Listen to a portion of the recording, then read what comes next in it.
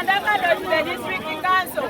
Why we are demonstrating today, we are showing the government of Uganda about the deaths of our people.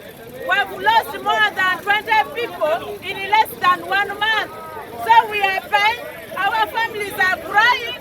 You find when women are being left, their husbands die, they call them a come back. So we are crying. Me as a representative of women, I'm here to advocate for them, but it is very painful to see a young woman losing a husband and leaving her with 6 children. So even just this morning, we have also lost so many. My proposal for this government, we have gotten these factories and they have the trailers. Let them enlarge this road so that this road can be too well. The border person can have justice in the side. The border guy is also, I mean the fellow also another side. You go there, we'll see you.